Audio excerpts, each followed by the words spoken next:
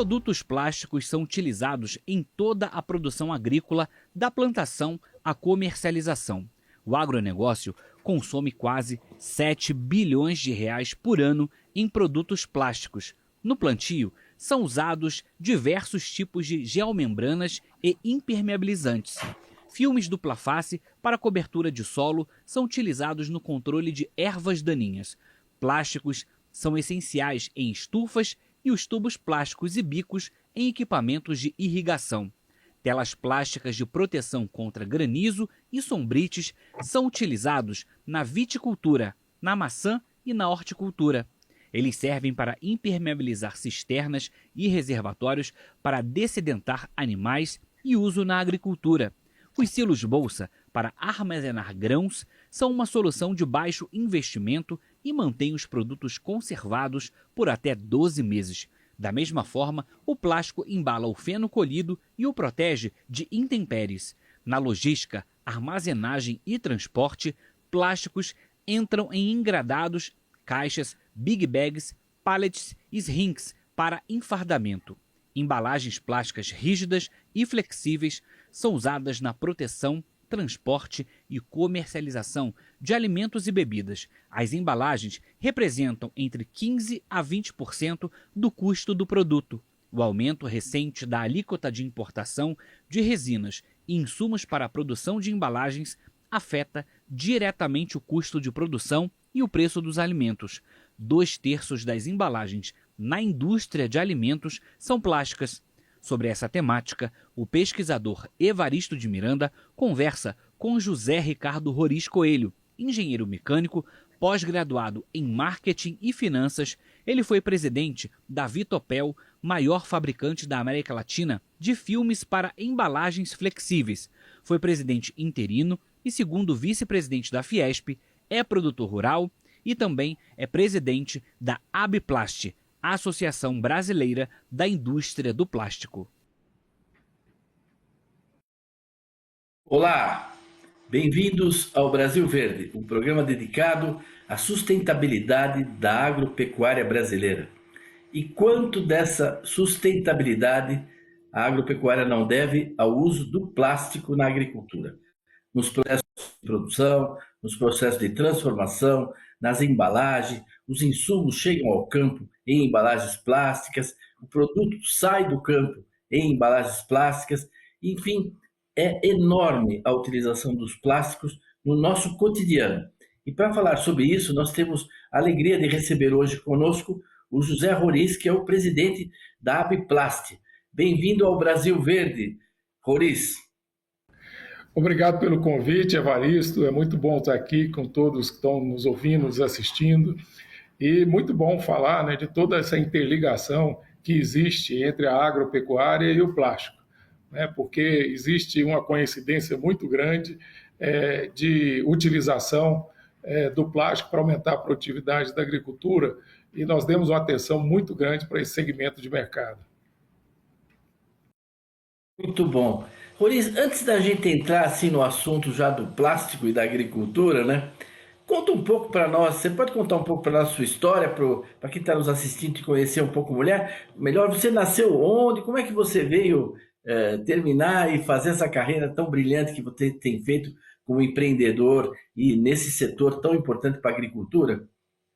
Eu nasci no centro do Brasil, nasci em Goiânia, fiz engenharia mecânica em Brasília. Logo quando eu me formei, eu me mudei para São Paulo, já estou aqui em São Paulo há um bom tempo. Desde quando eu me formei com 20 anos em engenharia mecânica. Aqui em São Paulo, continuo estudando, fiz várias pós-graduações em marketing, finanças, e também no exterior. Eu estudei bastante no exterior e a minha carreira foi muito ligada à área petroquímica, à área de transformação plástica, à área de petróleo e gás, e também até pela região onde eu nasci, sempre, desde criança, ligado ao agronegócio. Então, a minha carreira tem uma carreira não só aqui no Brasil, mas uma carreira internacional. Fui presidente de várias empresas importantes, inclusive dentro da petroquímica. Eu fui co-presidente da Suzano Petroquímica, fui presidente da Polibrasil e passei por várias empresas do setor. E hoje além de empresário com atividades industriais na agropecuária, eu presido a Abiplast, que é a Associação Brasileira da Indústria do Plástico, são 12.400 empresas, e também o Sindiplast, que é o sindicato das indústrias de plástico no estado de São Paulo, e que engloba também a reciclagem, né? A reciclagem de produtos plásticos. Olha que coisa interessante. Eu, de Goiás para São Paulo, virou um paulistano, um goiano paulistano, né? Já estou há bastante tempo aqui. Me casei com a minha esposa é de Santos, tenho 2 filhos que nasceram aqui em São Paulo. Olha só. É impressionante, você falou mais de 12.000 empresas na Abiplast no Brasil? São 12.400. As indústrias de plástico estão espalhadas no Brasil inteiro, sendo que São Paulo tem 4.800 dessas 12.400 empresas. O bom da indústria do plástico é que ela está geograficamente em praticamente o país todo. Qualquer cidade com mais de 4, 5 mil habitantes tem uma indústria ali de plástico local para atender não só a indústria de alimentos, a indústria de limpeza, a indústria de utensílios domésticos e todas as atividades aí que são, que de uma certa forma precisam de produtos plásticos, né, para levar os produtos até a população. E dá um pouco uma visão para as pessoas que estão nos assistindo, que às vezes não estão familiarizados, né? Como é que se participa na agricultura brasileira? Você pode dar uma visão para quem está nos assistindo sobre isso? Como é que é a utilização do plástico na indústria brasileira? Isso na agricultura, a importância dele. Tá, a importância do plástico, ele tem uma correlação de 95% do PIB. Onde tem PIB, tem plástico. E um dos grandes mercados nossos é na agricultura e na pecuária. Então, o plástico, ele começa ali quando você inicia a produção de produtos agrícolas, ele vai embalando o fertilizante, ele vai embalando as sementes, ele vai embalando os defensivos agrícolas, ele está no tubo de irrigação, na hortifruticultura, ele está no sombrite, ele está nas estufas, e depois da produção do plástico também, não só com embalagens, mas também no processo de transporte. Os equipamentos agrícolas, as máquinas, os tratores, as colheitadeiras, as plantadeiras, uma boa parcela delas são fabricados, né, tem muitas partes que são fabricadas com plástico. E, finalmente, para chegar nos Ceasas e nos supermercados, né, eles vão engradados plásticos, que isso até uma das razões de você, ao longo do tempo, poder levar alimento para mais pessoas, ficar mais acessível a mais pessoas, foi você diminuir a perda do processo de produção até a gôndola do supermercado, até o Ceasa. E o plástico ajudou muito nisso. E depois ele chega nas embalagens. As embalagens, nós é que fazemos todo o trabalho de shelf life, né, que é o tempo de prateleira, né, dos produtos, né, quando a gente tem uma demanda de algum produto que vai ser lançado, para saber quanto tempo esse produto pode ficar fora da geladeira e mesmo da geladeira, quanto tempo para manter o sabor, a crocância, o gosto, a aparência. Então, é fundamental você ter um estudo muito grande com quem está fabricando, né, ou industrializando o alimento, né, com o que ele quer, com o produto que ele quer levar para o mercado. E também através do plástico, né, onde as embalagens elas são impressas e que tem as informações que são levadas ao consumidor. Então, todo o ciclo de produção, tanto da agricultura como da pecuária, porque no caso da pecuária tem a ração bovina, tem os fenos, como foi mostrado aí no vídeo anterior, que são embalados em plástico também, né? E hoje até coxos são feitos com produtos plásticos e currais, e uma série de produtos que também são utilizados aí na pecuária. Então, eu diria que na agropecuária, o plástico e a agropecuária e a agricultura, o plástico estão entrelaçados, né? Roriz, você podia explicar esse processo de mais qualidade, mais segurança para o plástico, ao contrário do que se diz por aí, ele muda a qualidade dos alimentos, não é? Sim, ele aumenta muito. Primeira coisa, o Evaristo, o alimento, quanto mais acessível ele chegar para a população, por exemplo, o plástico embala, toda a cesta básica é praticamente embalada em plástico. Tá? Então, assim, uma das funções do plástico é diminuir o custo de você levar um alimento para a população que, ao mesmo tempo, ele não seja um produto caro, mas, ao mesmo tempo, ele tem o maior prazo, o maior tempo de conservação e garantindo que a qualidade do produto, né, que todas as características daquele produto fresco, mesmo com o tempo, ele continue com as mesmas propriedades, né, com o mesmo gosto, com o mesmo cheiro, com a mesma crocância, com a mesma textura, com a aparência, né, que está fresco, e é um produto tão saudável como um produto fresco. E o plástico pode levar isso para os alimentos. E a grande vantagem também é porque muitas vezes quando a gente pensa em alimentos, a gente pensa nas empresas grandes, nas empresas enormes, nas empresas que têm plantas no mundo inteiro. Mas o que a gente tem que pensar também é do produtor que está espalhado no Brasil e às vezes não tem uma produção muito grande, mas ele tem ali perto dele uma fábrica de plástico e ele pode se tornar um grande empresário futuramente, né, utilizando, né, todas essas 12.400 empresas que vão desenvolver produtos em conjuntos, né, para levar o alimento da melhor maneira possível à população. Excelente, Roriz. Nós vamos então agora fazer um pequeno intervalo e um minutinho a gente já volta para continuar conversando sobre o plástico e a sua importância para a agropecuária brasileira e para o consumidor. É um minutinho. Até já!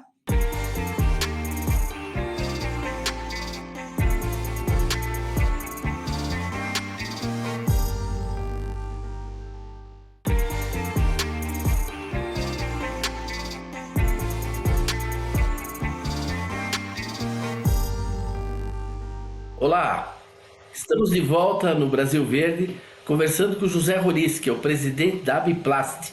E no primeiro bloco do programa, ele deu uma visão bem ampla de toda a participação do plástico na produção agropecuária brasileira, no transporte desses produtos e também em tudo que o plástico garante como embalagem para que esses alimentos, todos esses produtos agrícolas, cheguem com segurança, com qualidade para todos os consumidores.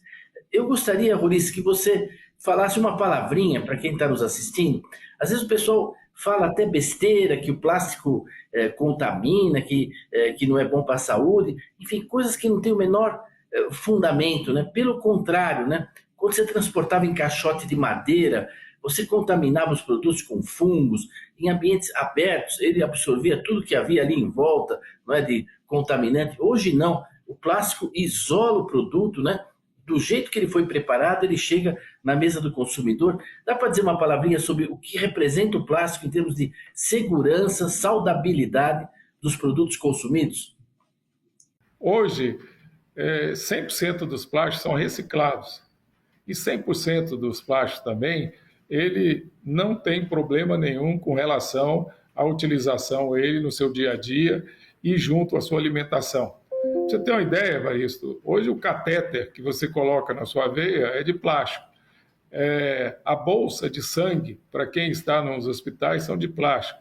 O que embala os medicamentos são plástico. Se você entra hoje na área de saúde, dentro de um hospital, a maioria dos produtos são envolvidos em plástico. Alguns por questão de asepsia e outros como o plástico que são introduzidos no corpo humano e também através de prótese. Você tem inúmeros tipos de plástico e eles são utilizados para diversas aplicações. Mas um cuidado que nós temos dentro da indústria do plástico é levar até o consumidor aquele plástico que não vai causar nenhum problema à saúde disso. Por isso que qualquer produto que é lançado, né, esse produto passa por todos os testes, passa por todas as aprovações e por todas as normas para que ele seja utilizado da melhor maneira possível, sem causar nenhum dano à saúde de quem vai estar consumindo aquele produto. Agora, naturalmente, é um produto que entrou muito rápido na economia. É um produto recente, se comparado à maioria dos outros produtos que são utilizados principalmente para embalagem. E ele tirou do mercado, né, uma série de sucedâneos por ser um produto que, como eu falei anteriormente, ou é mais barato e, ao mesmo tempo, ele traz um benefício maior para o consumidor final, porque fica um produto mais barato e fica um produto que talvez tenha muito mais durabilidade. E mais ainda, né, o plástico hoje ele está caminhando muito para reciclagem, o processo de reciclagem, você recicla o plástico que foi utilizado, e à medida que você vai aumentando essa reciclagem, a agricultura e pecuária utilizam uma boa parcela desses produtos reciclados, como na construção civil, como no saneamento, que utiliza muito isso. Irrigação, por exemplo, né, é um grande consumidor de plástico reciclado. Olha, você fez aí uma consideração. É claro que nós não vamos entrar no aspecto técnico, né? Mas são muitos tipos de plástico. As pessoas não têm ideia da diversidade de plásticos, da estabilidade deles, das propriedades físicas, químicas que eles têm, etc.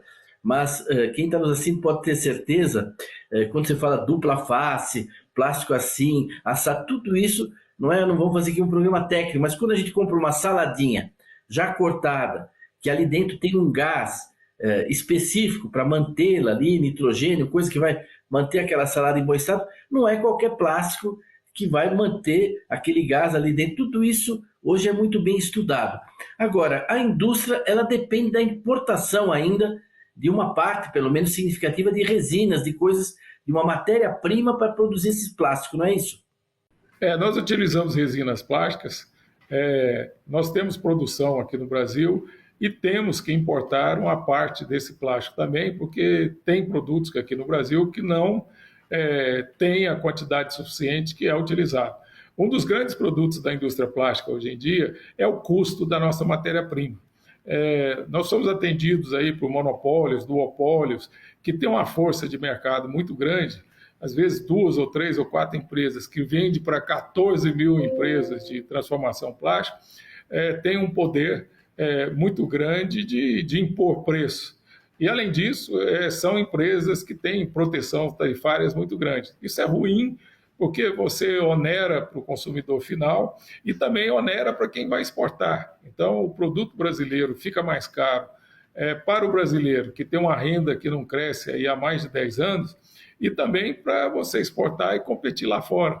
E o plástico é um veículo para se levar o alimento industrializado para fora do Brasil. Nós nos tornamos o maior produtor de alimento, o maior exportador de alimentos industrializados do mundo, só que esse alimento vai embalado, na sua grande maioria, em embalagens plásticas. Então, se tivermos uma embalagem cara aqui no Brasil, que representa, segundo a BIA, entre 15% a 25% do preço final, do custo final do produto, né, você está tirando a competitividade do Brasil justamente nesse setor onde nós somos muito mais competitivos do que quase todos os países do mundo. Nós estamos sempre, em qualquer produto agrícola que você pega, a gente está entre os 3 primeiros, 4 primeiros, etc. Agora, para vender esse produto aqui no Brasil e que seja um produto acessível para a população e para que a gente possa exportar, é fundamental que você tenha uma embalagem de qualidade e com custo competitivo. Isso você está colocando, pouca gente tem consciência disso, né? Esses monopólios, oligopólios que existem em vários setores do Brasil, eles são extremamente nocivos, não é? Porque se o governo decide aumentar uma tarifa de importação, por exemplo, de um lado ele beneficia esse pessoal, diminui a concorrência, não é? Mas onera, no caso do plástico, onera diretamente o consumidor, porque isso vai passar no preço da embalagem, vai chegar no consumidor. E nós tivemos aumento, não é? Nas tarifas, na importação de resinas, não foi isso? Em pouco tempo, nesses últimos 2 anos, nós quase que dobramos nossas tarifas de importação, e além das tarifas de importação, tem antidumpings também para os países que são grandes produtores de resina.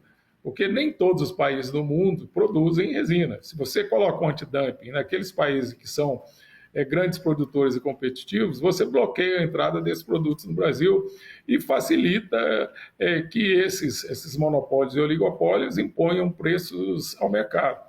Normalmente, essas empresas têm lobbies muito fortes em Brasília, ao invés de estar ajudando a desenvolver mercado, ela tem uma equipe enorme lá tentando aumentar tarifas durante o ano inteiro. Isso é muito ruim e é bom que o Brasil tenha uma boa reflexão sobre isso para que a gente mude esse estado das coisas, porque normalmente no mundo o que acontece, Evaristo? Você tem a chamada escalada tarifária.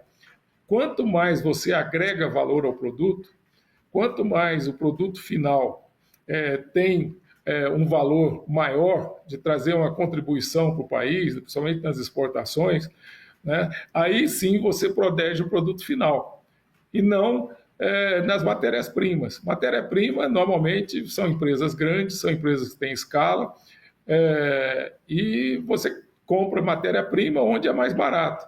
Agora, o produto final, você emprega mais gente, é um produto que você usa mais tecnologia, usa mais inovação, e com isso você traz mais divisas para o país e também no seu mercado doméstico, porque você perde muitas vendas para o mercado doméstico, porque produtos de fora vêm para o Brasil e ganha competição com os produtos produzidos aqui, muitas vezes porque ele tem acesso a matérias-primas mais baratas. Esse você tocou num ponto aí muito chave, né? É muito sério, quem nos assiste, todos têm que refletir sobre isso, né? Se o papel do Estado é fortalecer monopólios ou é desenvolver o mercado, né? A competitividade, né? Você não pode prejudicar taxando a matéria-prima, né? Quando que a força está no produto que vai incorporar valor, que a gente vai exportar, né? Agora, você me corrija, mas eu acho que uma parte da inflação dos alimentos que nós estamos vivendo hoje vem do aumento de tarifas, não é? Que atingiu todo o setor de embalagens, transporte, etc. Não é? Como eu falei, por exemplo, o plástico, ele não está só na embalagem, o plástico começa lá no começo da produção, né? Agrícola e pecuária. Então, se você coloca uma tarifa de importação muito alta e esses monopólios elevam o preço, então em toda a cadeia produtiva de alimentos você vai aumentando o custo de se produzir. E isso é muito ruim. Muitas vezes, quando eu falei que a Bia disse que é de 15 a 25, isso é o custo da embalagem final. Agora, imagina, durante todo esse processo produtivo, como eu falei, desde o início lá da produção, o que esse aumento de custo que torna o nosso produto, muitas nossas matérias-primas aqui, 40% mais caro que lá de fora, o que isso tira a nossa competitividade? Como eu falei também várias vezes, não só para o mercado interno, mas também para a exportação, que é muito importante, né? É um assunto muito, muito sério esse, não é? Realmente, como em muitas outras questões, a gente vê que se quisesse ter alimentos mais baratos, precisava baixar, na realidade, eram os impostos, né? Em toda a cadeia, sobretudo desde o começo. Isso é o que garante alimento barato, alimento para todos. Eu gostaria de te ouvir, se possível, agora concluindo o nosso programa, um pouquinho com relação ao futuro. Como você vê o futuro dessa indústria plástica, a sua relação com a agricultura? Dá para você dizer para nós assim uma mensagem um pouco com relação ao futuro? Hoje, como eu falei, o plástico ele está entrelaçado aí com a agricultura e pecuária. E eu vejo o futuro que ele vai estar muito mais entrelaçado, porque o que tem aparecido nos últimos tempos são os bioplásticos. São os plásticos de origem vegetal, onde a matéria-prima básica é vegetal, e você praticamente pode produzir todos os produtos plásticos que são fabricados hoje com essa matéria-prima. Então, hoje, se o plástico tem uma ligação extremamente forte com a agricultura, eu vejo o futuro do plástico como utilizando cada vez mais, né, os produtos vegetais. Então, de uma certa forma, a agricultura não só vai produzir o alimento, mas ela vai produzir também as embalagens dos alimentos e vai produzir todos esses insumos que são fundamentais para aumentar a produtividade dos alimentos. E uma outra questão que eu vejo no futuro, cada vez mais está aumentando a reciclagem, né? A reciclagem do plástico. Tá? E o que a gente antes considerava lixo, à medida que um consumidor vai descartando o plástico no local correto, à medida que tem uma economicidade para você utilizar o material que já foi utilizado e descartado no ciclo de produção do plástico, você tem um mercado enorme na agricultura, né? Vou dar um exemplo, no melão, por exemplo. Os tubos de irrigação são tubos completamente reciclados, as lonas plásticas, os sombrites, que foi dito aí no início aí da nossa conversa, também são feitos com plástico reciclado, né? Tubulação de irrigação, de maneira geral, tem muita coisa que é feita com plástico reciclado. Então, os bioplásticos e a utilização do reciclado cada vez maior, eu vejo como um futuro grande, e nós estamos investindo bastante nisso, né? A indústria de plástico investe por ano coisa de 13 ou 14 bilhões de reais por ano, né? E desse investimento, hoje, quase 30% é direcionado para a reciclagem de plástico. E boa parcela desses produtos reciclados é para aumentar a produtividade da agricultura. Olha, excelente. Eu queria agradecer muito, Roriz, essa sua entrevista, muito esclarecedora. Eu tenho certeza que o pessoal vai gostar muito. E gostaria, numa outra ocasião, de ter você de novo aqui conosco para continuar desenvolvendo esse tema que é fundamental, que habita o nosso cotidiano, a nossa saúde, a nossa alimentação, e que nada indica, muito pelo contrário, cada vez mais, né, é uma química do carbono, né? A gente pode dizer, nós somos feitos de carbono, o plástico é carbono, nós estamos no mundo do carbono. Eu queria passar a palavra a você para o encerramento, com suas palavras finais. Nós todos da nossa indústria que agradecemos essa oportunidade, Evaristo, porque na realidade o plástico é um produto muito amigável para a sociedade, né? E a gente tem que conhecer mais o plástico, a gente tem que conhecer mais as aplicações do plástico, né? E o que ele traz de benefício para todos nós. Então, hoje nós tivemos a oportunidade de conversar sobre vários temas, e tem muitos outros que, se você me chamar de novo, eu terei o maior prazer em ir, a gente discutir e trazer coisas novas, trazer inovações na área de plástico, trazer tudo que a gente está fazendo, porque eu acredito, né, que quem está nos assistindo, quem assiste os seus programas, gostaria muito de ter mais conhecimento sobre esse assunto. Muito obrigado aí pela oportunidade. Nós é que agradecemos e queremos convidar todos que nos assistem a estarem de novo conosco a semana que vem, aqui, juntos, para mais um Brasil Verde. Até lá!